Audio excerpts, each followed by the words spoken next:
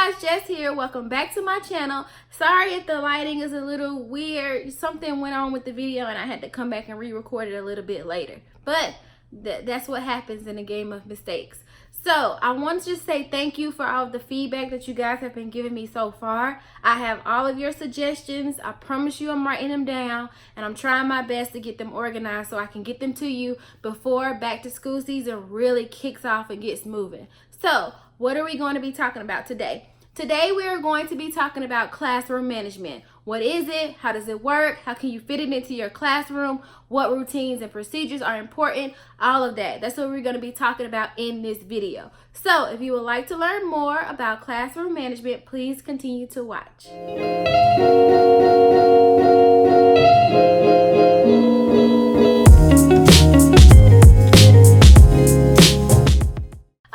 So like I stated before, today we're going to talk about classroom management strategies and tips. Now, I know you are probably being bombarded with a lot of information, but let's just breathe, take our time. We're going to do this. We're going to get through this one step at a time. Now, these are tips that I use every year. This strategy that I implement every year. Some things I have to change and adjust, but hey, that's teaching. Teaching is a lot of changing. Teaching is a lot of adjusting. So, before we get started,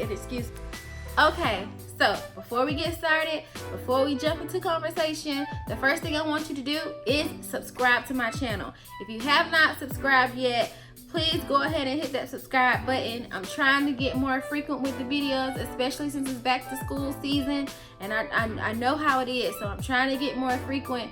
And if you search these on YouTube, there are a million, there's tons and tons of classroom management videos, but I'm just gonna narrow what I've researched from all of those videos, and I'm also gonna narrow all of the questions that you guys asked me. I narrowed it down and kind of put them in sections into 5 different categories, and we're just gonna go through each category and we're gonna talk about what I think is important for each category. So before we jump into this conversation, let's just start off with what is classroom management. Classroom management is classroom structure. That's it. How is your classroom structure? Well, what does that mean? I don't understand. What does that mean? Okay, let me break this down on a simpler, scale. All right, so think of your classroom as Target. You are the sole owner and operator of your own little personal Target. Okay, your own little personal Target is yours for 180 plus days. That's your Target. All right, so maybe if you're in certain schools or certain areas, you might have a paraprofessional or a assistant teacher or a co-teacher. All right, so you're gonna think of that person as your manager. This is the person that is your go-to when you're not able to handle things. This is the person that you trust with your classroom the most. Like, this is your right-hand man. This is your manager. And sometimes you might have to hire a manager for another store to come in, aka substitutes. So that's your manager. You are the owner and operator, and now you have your manager in place. Okay, the next most important part of Target is the employees. Those will be your students. So you are your owner and operator, and then you have your assistant teacher, your student teacher, or your substitute teacher, that is your manager, and then you have your employees, which will be your students. Now, your employees are just as important to your Target, your store, as every other person is. So you want to make sure that your employees feel valued. You want to make sure that they feel respected. You want to make sure that they feel loved and appreciated. That is your job as the owner and operator of your Target. Same thing with your classroom. You want to make sure that your students feel loved. You want to make sure that they feel appreciated. You want to make sure that they feel that they have you in their corner no matter what. And plus, The best part about Target is the employees. I love being greeted by the employees when I walk into Target. I love that I can ask the employees anything about what's going on in that Target, and an employee can tell me, or if that employee can't tell me, they don't mind directing me to another employee that can. Like, all of those kind of special things about Target, you want to make sure that you implement in your classroom. So same thing, you don't want, if somebody comes and visits your store, you don't want someone coming to you as the owner and operator asking you things about that store.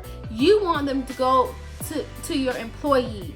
That's what you want them to be able to go to. You want them to be able to talk to your employees, and your employees be able to explain everything about this store. That's what makes Target magical, and that's what's gonna make your classroom magical too. So I know that kind of like made sense, and I'm glad that it did, but that's what, you know, Target. We're gonna think of classroom management as Target structure, all right? Because everybody loves Target, not just teachers. Everyone loves Target, okay? Everyone, all right? So now that we got the definition of classroom management down pat, now let's work on that positive learning environment. Now, before we jump into this, I want to apologize in advance. I do have my notebook in my hand. I did write down notes, and I tabbed the questions in the different spaces. Like, it's a lot. It's a lot going on here. I got a lot going on. So I have it written down, and I'm gonna look occasionally just so I can make sure that I'm staying on topic. Now, before we get started, this video is gonna be a little bit lengthy. So if you wanna, but it's here as a resource to you. If you wanna screen record, if you wanna tag a friend, share with a friend, or if you're a blog person, I'll also put it up on the blog probably around Monday. I'll have it up on the blog so you can screenshot just different things and tips for you using, just reminders for you to have in your phone, because that's what I'm here for. I'm here to be a resource to you. All right, so let's jump right on in. And excuse me if I keep touching my hair. I got a haircut today and I'm getting used to it. So excuse me if I keep touching my hair. I got my hair cut today. All right, so let's jump right on in. First thing that I want to talk to you guys about that I feel like is important and making sure our Target runs successfully is building and establishing clear routines and procedures. Your routines and procedures need to be crystal clear. Crystal clear. Now, that is not to say that some of them might not have to change here or there, or you might not have to make adjustments, because all businesses have to make adjustments and everything has to make adjustments every now and then. But for the most part, you really want to make sure that your routines and procedures are crystal clear. Okay, you don't want your students to start feeling successful at something, and then you see that it's successful in your classroom, and then you change it. Now they don't feel successful anymore. Now this is another thing that they have to learn, or another goal that they have to achieve. So once you set a routine or you set a procedure and your students have mastered it, and it's a procedure that makes your classroom run smoothly, keep it, don't change it. Like, don't change it at all. What do you mean by routines and procedures? Listen, there needs to be a routine and procedure for literally everything that you do in your classroom. I mean, you need to have a routine in place for pencils. You need to have a routine. Who's passing out glue? Who's passing out scissors? Are you going to have scissors and glue in a one special place where people will have to hand them out to other students? Or are you going to have table caddies? Are the table caddies going to stay on the tables all day? Or are you only going to put them there when you guys are doing activities? All of these type of things you need to think about when you're setting up your room. And if you would like for me to do a video about classroom, like how to set your classroom up to make it functional, let me know or whatever, and I could just share some tips and tricks for that as well. But you really need to kind of think about everything. Is there a bathroom inside of your classroom? If so, what are the procedures going to be for students going to the bathroom? If there is not a bathroom, a restroom, is there a restroom inside of your classroom? If not, what is the procedure? If so, what is the procedure? How far away is the restroom from your classroom? How many students are going to go at a time? Are you going to use a buddy system? Are you going to take the whole class or certain periods of the day? All of those things that you kind of need to think about. Now, I know as new teachers, you want to go in with the plan, but here's the thing.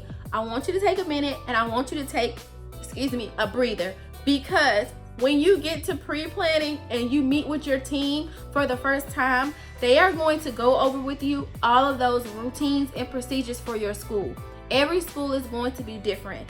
A lot of our schools have a lot of similarities, but a lot of our schools also have a lot of differences as well. So I can't give you a magic recipe as for what routines and procedures, because the routines and procedures that are implemented at my school and in my classroom might not work for you.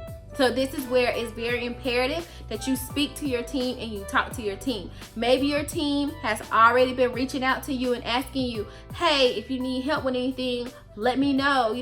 If your team is already reaching out, I suggest that you ask them for a schedule. Ask them for a schedule. That way, if you get a schedule and excuse their landscaping.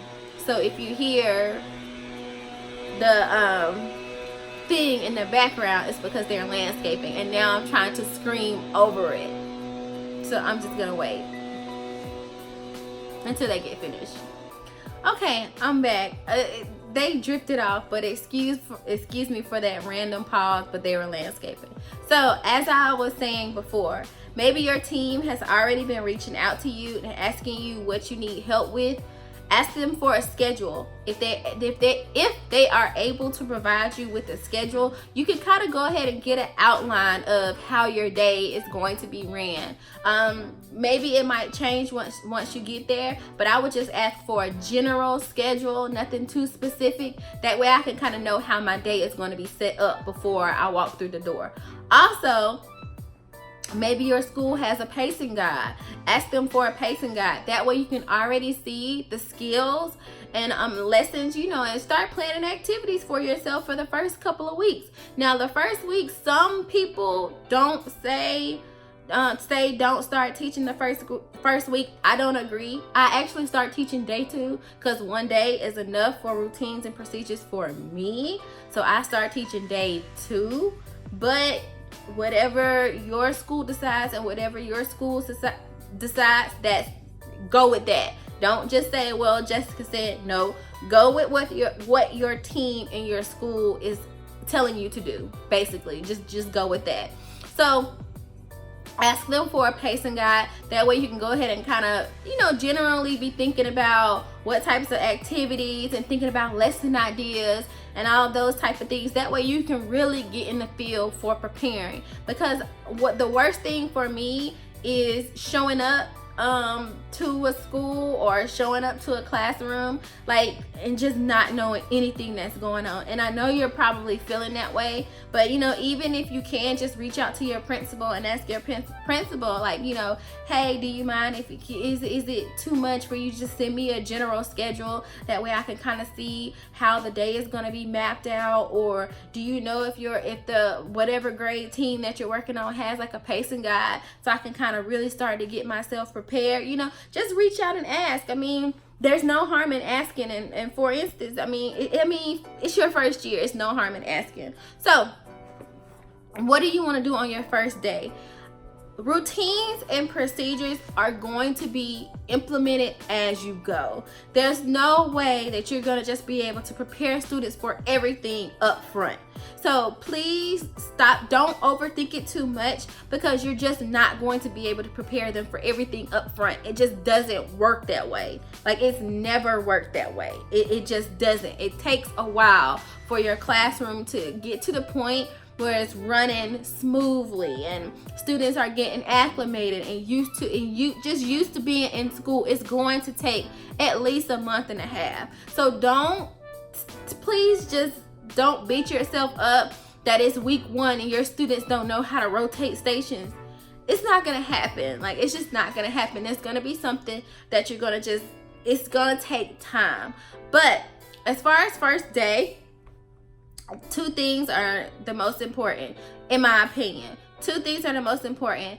One is to make sure you know how your students are getting home. That's the most important, because what you don't want to happen is for you to lose a student on your first day. So if you have meet the teacher beforehand or before school starts, ask those parents on meet the teacher night, hey, do you know how your child is getting home? Can you please let me know how your child is going to get home on the first day? That's very important. For example, even if you have like a sign-in sheet for parents to come in, listen, let me give you a cheat code to these sign-in sheets. When parents, because it's meet the teacher night and sometimes parents have more than one child that they need to go and visit, don't make the sign-in sheet for meet the teacher night very extensive. Don't, you know, some sign-in sheets I saw parents have to do like the name, their email, their phone number. Make it simple, because what's gonna happen is you're gonna send home things on the first day, and that's how you're going to get that information. You want to try to make meet the teacher night as smooth and as easy as possible. Now, what you can do, and maybe, you know what? Maybe I should save that for another video. Let's get back to talking about the first day.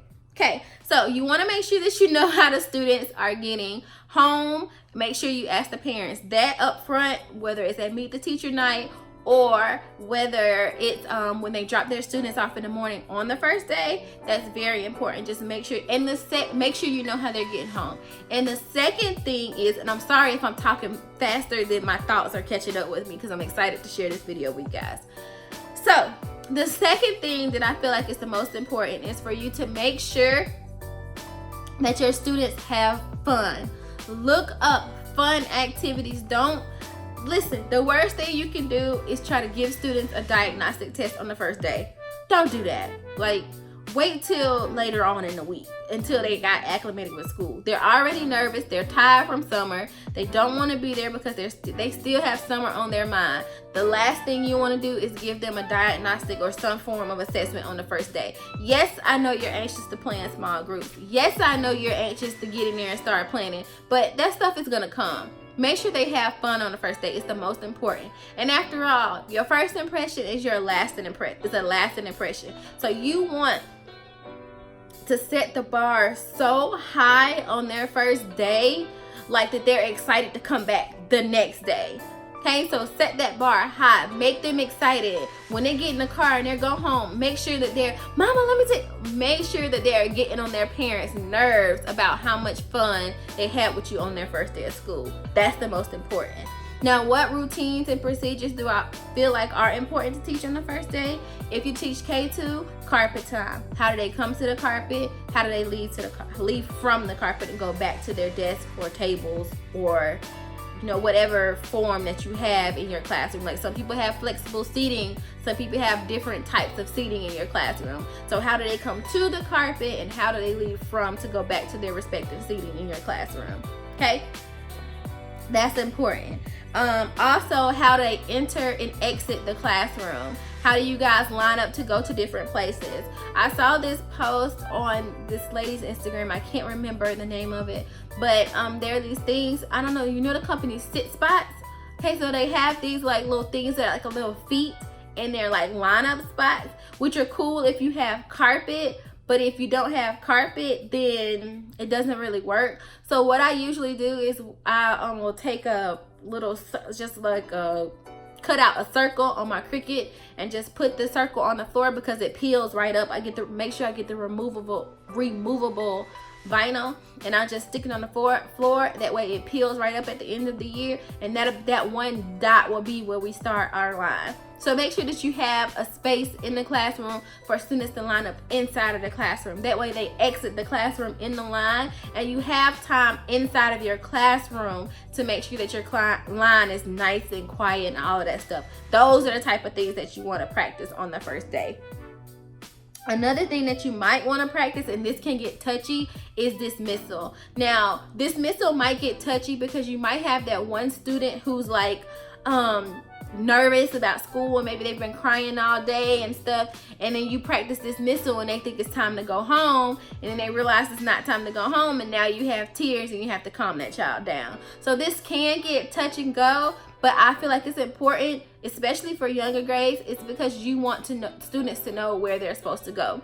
Now, if you teach upper grades, it might not be necessary for you to actually like take your kids where they're supposed to go. Just make sure that you go over it with them and you explain it to them where they're supposed to go. But as far as like, the K2 range, I would suggest taking them to their dismissal location.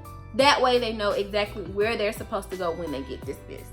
Okay, another thing that's important is, like I stated before, restroom procedures. Is there one in the classroom or not? We already talked about that before, so I don't want to, repeat myself. And the last thing that I feel like is most important, especially for K1, is giving them a tour of the school. Now, I'm not saying line everybody up and take them on this grand tour of the building. What I'm saying is make sure that you, sorry, they're back landscaping again. What I'm saying is make sure that you take them to where the office is, the nurse's office. Maybe you have other like the counselor's office, the gym, important things like that. Like, make sure they know what those important things are, because when it comes to enrichment classrooms and special classrooms and all of those things, some people call them enrichment, some people call them specials. When it comes to all of those things, they're going to learn where those are eventually. But you want a student to know where the office is, because they might get checked out. You want a student to know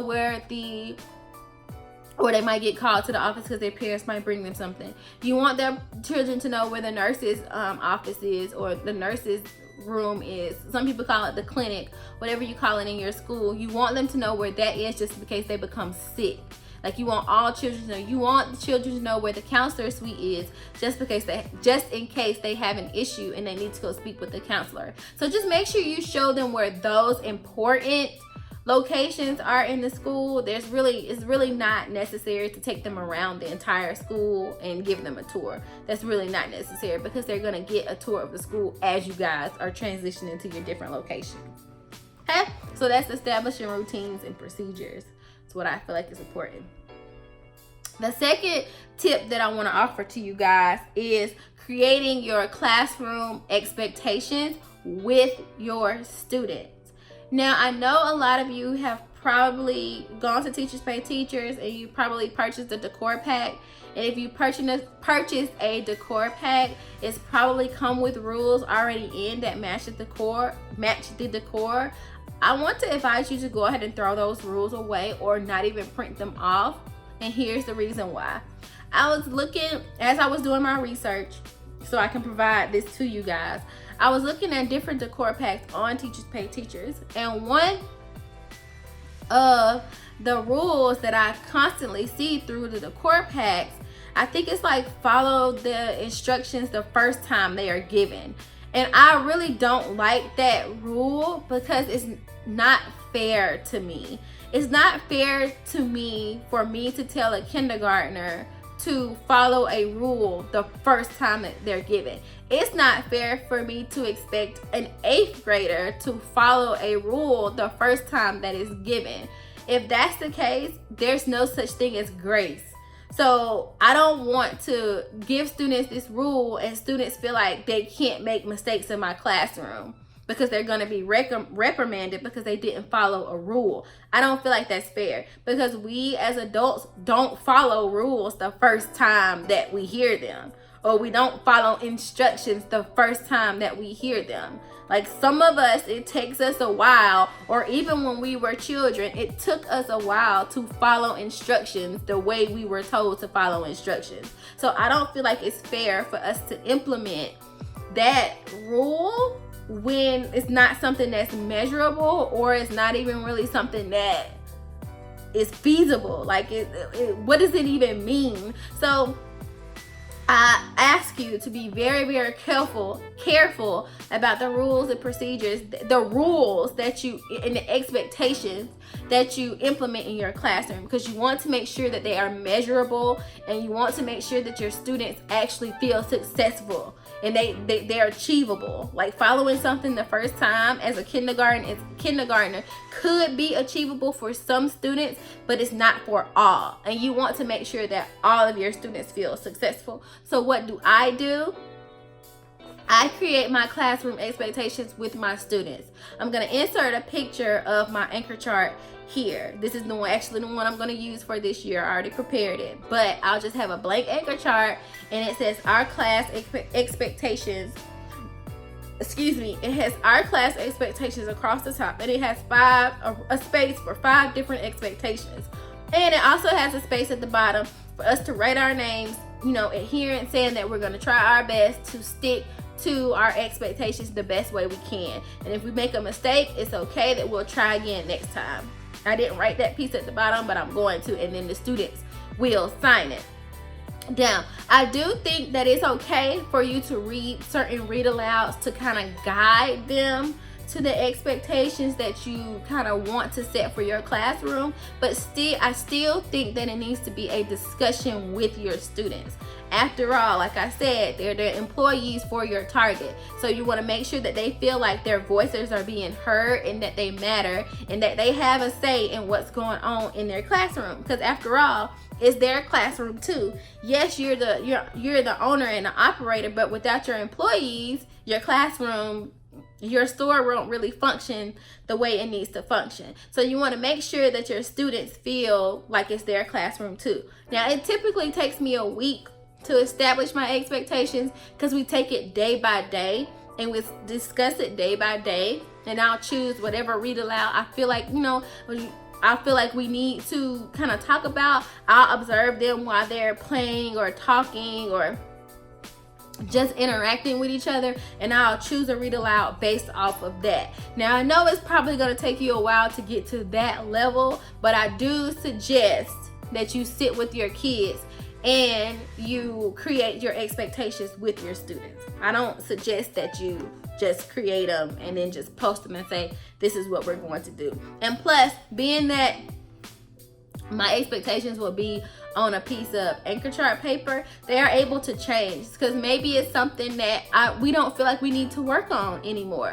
It's something that we've achieved. It's something that we don't need to discuss anymore. Now we can just write a new expectation sheet, and we can discuss which ones we can keep and which ones we need to change. And it's fluid. It's a fluid document. It's something that constantly changes over and over again. It's not an end all, like this is the rules for the classroom. You don't ever want it to get to that point. Okay, so that's my second tip, is establishing or creating your classroom expectations with your students. I promise you it makes a difference, because I was the teacher when I started out. I'm not gonna lie, I was the teacher who did just post rules and say this is how it's gonna go, and those didn't work as well as the ones where I incorporated my students, because the students felt accountable and they felt like, hey, I created this expectation for myself, or we created these expectations for ourselves, so we need to adhere to them because this is what we created for ourselves. It makes a difference when they feel like they're involved, trust me. Okay, the next thing that I feel like is very important is establishing a classroom reward system.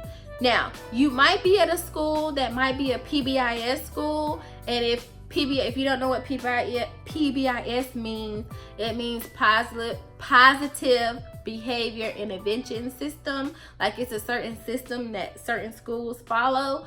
But if you're not at a PBIS school, this can still help you as well. Now, if you are at a PBIS school, your school might already have a school reward system. But from my experience, that school reward system is never like fluid, or what's the word I'm looking for?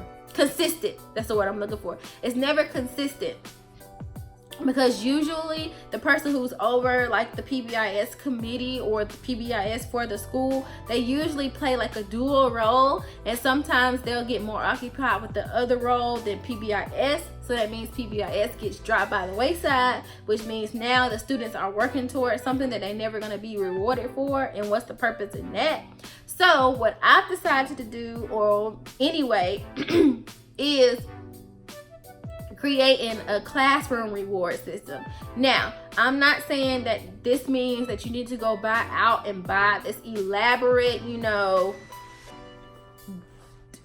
ticket system where students need to earn a certain amount of tickets to get that prize, because the reality is they're going to get tired of that too. the simplest things go a long way. Like, say for example, you have a student that's been working to learn how to use capital letters at the beginning of their sentences. Okay, it's simple, something as simple as that, but it's not simple to them. And one day they finally use capital letters at the beginning of their sentence. What are you going to do as a teacher? You are going to celebrate it like they just became president of the United States. You're going to make a big deal out of it. You're going to make that student feel absolutely special, because that is what matters to that child. That's what we do. We make each child feel special. Remember, we're at Target, and we make each child feel special. Now, what I personally like to do is, at the dollar spot at Target, I do like to go purchase, like, you know, the themed pencils. You know, like for back to school, they might have pencils with cute sayings on them, and little apple erasers, or, you know, number erasers or letter erasers. I love to pick up those things because I'll go spend like $5 and that'll last me for a couple of months. And like, if they, you know, I can go give that child a pencil, or I can give that child an eraser. That pencil or that eraser is going to mean the same thing to that child as if you were to throw them a pizza party the next day. They're still being celebrated. Now, I also am the teacher that doesn't mind having a cupcake party, and that doesn't mind having a cookie decorating party, or doesn't mind having a pizza party. I don't mind implementing those things. I don't, but I usually like to reserve those for bigger celebrations where we accomplish a bigger, maybe like academic goal or something like that. I like to save the bigger celebrations for things like that. So just, you know, get you, you know, little pencils, erasers, maybe these small little trinkets. I'm not saying go out and buy this elaborate system. Take yourself and go spend $5 on the most simple things. I promise you, it matters. It doesn't matter if they're in kindergarten or if they're in 4th grade or 5th grade. A pencil matters. I mean, older grades, they might care more about mechanical pencils. Just go buy one little box of mechanical pencils and keep it in your closet. If they do something, give them a mechanical pencil. They like that. And they love pencil grips in the older grades too. So give them a mechanical pencil and a pencil grip, and boom, you have it. So I'm not saying go out and spend a ton of money, because you don't have to. I mean, when I went to look at my storage the other day to gather some things for videos, I still had prizes from 2 years ago, just because I just purchased $5 worth of things I like to do seasonal things. So if it's around Halloween, I like to do like orange and purples. Not necessarily pumpkins, but I like to do like the orange and the purples and the greens, if that makes sense, because not every child celebrates Halloween, but a green pencil is a green pencil. So, you know, just implementing things like that, you know, just establishing a little small classroom reward system, and kind of stay away from candy. Like, I would say stay away from candy and make it more things like school supplies that they can use, or whatever, or make it more like school supplies that they can use versus candy. Because I mean, you can also go buy like $5 worth of crayon, the 24 packs, like the 50-cent ones, and I would take a rubber band and put 4 of them, just 4 random colors together, and put a rubber band around it and tie a ribbon around it, and boom, that's instantly 4 brand new crayons. They don't care about the colors.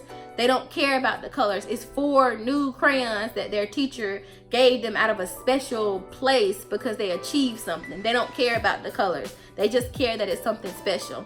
Trust me. So make it cheap, make it affordable. Please do not go out and spend a ton of money. You will find that sticking with me, I don't spend a lot of money on my classroom. I don't. But let's continue to move on. The next one I want to talk about, and I also feel like is very important, is keeping your promises with your students. I know this might not seem like a big deal, but it is a big deal. It's so easy for us to sit in meetings and for them to tell us all the goals that they have for the school in the meetings. And of course, when they're telling you all the goals that they have for the school, you want to apply those goals to your classroom. So you're going to sit there and think of strategies and things that you can do to make sure that your students achieve those goals. And even when you meet with your administrators for the first time, they're going to ask you, what are some goals that you have for your classroom for the year? Okay, now you're going to want to get your kids invested in those goals. Now, am I saying go back and tell your kids all the goals that you talked to your principal about? No, that is not what I am saying. What I am saying is you want to get your kids vested. And in order to get your kids vested, what I like to do is say, hey guys, let's say we were working on an addition standard. And let's say when we did our pre-assessment on this addition standard, we didn't do too well. Maybe the class average was 30% or 60%, you know, just to say. Or maybe the class average. I want to go to my kids and I want to say, hey guys, we didn't do so well on our addition. And you want to know why we didn't do so well? We didn't do so well because it's something we just have not learned yet. But this is what we're going to do. We're going to learn about this, and we're going to learn about this, and we're going to learn about this. And we're going to set our goal for our classroom average to be 75%. And if we reach 75%, we will have 5 minutes extra recess, 10 minutes extra recess, small little things. But when your students achieve that goal, don't forget about that extra recess that you promised them, because guess what? Now your word means nothing to them. Now they know if they put in work, if they put in effort, if they try hard, you're not going to reward them. Would you want to put the same effort into it if you know you're not going to be rewarded? No, you would not. So please make sure that you keep your promises to your students. If you tell them that you're going to do something, do it. Now, naturally, we forget. We have so much things going on that we forget. But if a child reminds you, do whatever you need to do to make sure that you adhere to those promises. Please keep your promises. It is crucial to your classroom environment. It's crucial because the last thing you want your students to do is to not trust you. You don't want them to not trust you. You want them to trust you through everything. Through everything. You want them to trust you when you tell them that something is wrong, the same way they trust you when they're having fun. You want your kids to trust you no matter what. So keep your promises. Please trust me on this. Keep them. Okay? Now, the last thing and the most important out of all of these is to have fun with your kids. Listen, there are going to be a lot of teachers that have a lot to say about the way that people do things in their classrooms. At the end of the day, it's your classroom. I have my own reservations about certain things too, just as being an experienced teacher. But one thing that have fun with them. If that means that you need to set the stage to engage, do that. If that means that you need to create a room transformation, if that's your cup of tea, do that. Is it my cup of tea? No, not really. But if it's your cup of tea, then do that. Do whatever you feel like is necessary to make your classroom flourish. It's not my job to judge you. It's not my job to judge you. It's my job to guide you to best practices. Now, your children don't want to be under someone who they feel like is rigid or doesn't know how to loosen up or doesn't make mistakes or anything like that. My students love my dances. Now, can I dance? No, I can't dance at all. At all. I have no rhythm whatsoever. But my students love my dances because they know when I'm dancing, I'm excited about something. And they'll say, oh, there's Miss Woodruff in her happy dance. There she is. There she go. Or whatever. And even when I taught third grade this past year, some of my students would be like, poor Miss Woodruff, she just do not know how to dance. But she tries, though. She tries. But we had that type of relationship. They love to even see me try. Or if I wrote a word incorrectly on the board, they'll be like, Miss Woodruff, look at that word. But we had that type of relationship. That's the type of relationship that I formed with them. I had fun with them. You know, my guards were completely down. I didn't have to put a guard up of perfection with my kids. I don't ever have to do that. They know that I'm human. They know that I make mistakes. I've tripped. I've fallen, I've sat in a chair and missed my chair. I've done all type of things. Children have laughed at me. I have laughed at myself. Children have tripped in the classroom. I have laughed at them, but we have a sense of community where it's just funny. We just have fun. Nobody takes anything serious. But on the flip side, they know when I am serious. That's that line that you have to create. They have to know that you will party with them. You will have so much fun with them. You will be the coolest teacher ever in their heads. But they also need to know that you mean business. Because my students, or any former student that I've ever told you, that I've taught, will tell you, Miss Woodruff fun. We have a lot of fun, but she don't play. You got to get your work done first before we can have the fun. And that's all I require of my kids. We get our work done and we have fun. So let loose, breathe. I know this is a stressful time for you.